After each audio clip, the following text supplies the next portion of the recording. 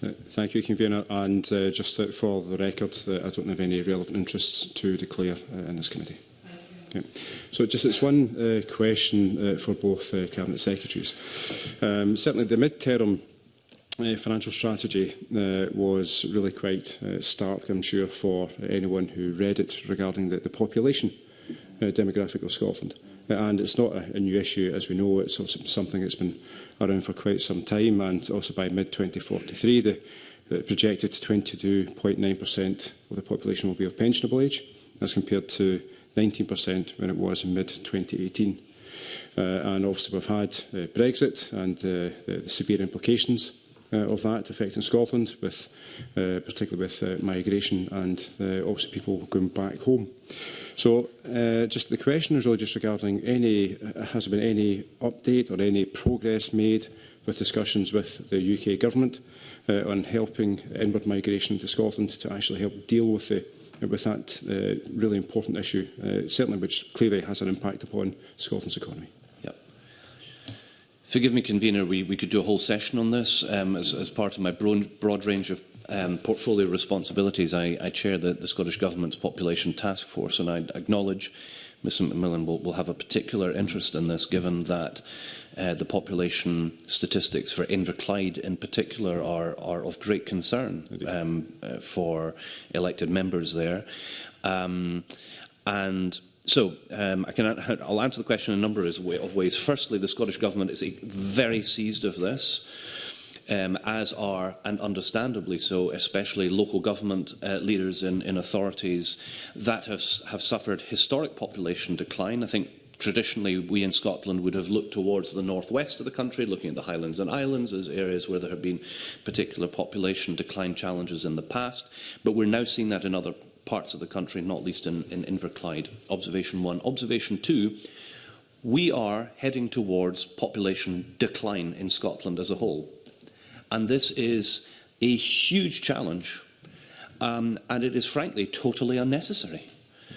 It is sadly in significant part because of UK government policy and the restrictions that Brexit has foisted on us, the type of Brexit, which has ended the free movement of people. That is the biggest single contributor to us facing population decline. This is something that could be changed by government policy. And I think that goes to the heart of Mr Macmillan's question. Our views are very well known. They are very well understood in Whitehall and Westminster, and they are totally ignored.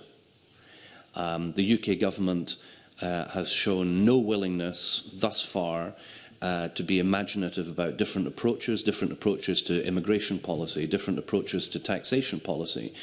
If we look at the approach that we favoured in terms of dealing with refugees for Ukraine, which is not the same thing as immigration, but it is about giving people a place that they can live and stay. And as we know, often is the case with people in those circumstances, they then make a life decision to stay in the longer term. And we have a UK government that's pursuing a refugee crisis as an immigration issue. So on all of these levels, the UK is taking the wrong approach.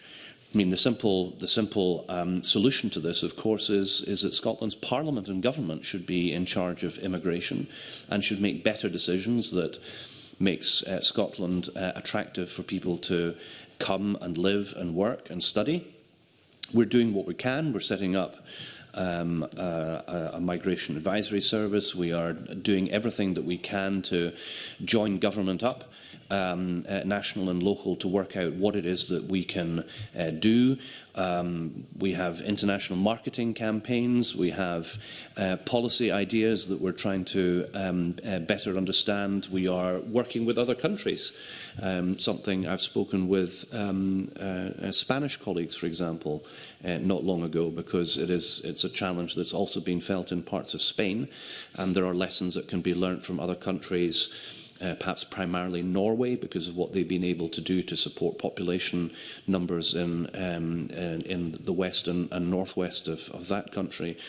So there's a lot in the question, and there's a lot more that could be answered. And I think it would be worthy of an entire session, frankly. And I'm keen to keep up my attendance rate at this committee convener because it's been pretty good thus far. But I'm not wanting to slip down the batting average now that I'm having other colleagues from government attending with me. So if we're wanting to have an exchange about where things are because I really think it is an issue of such importance, because it will bring with it very damaging consequences.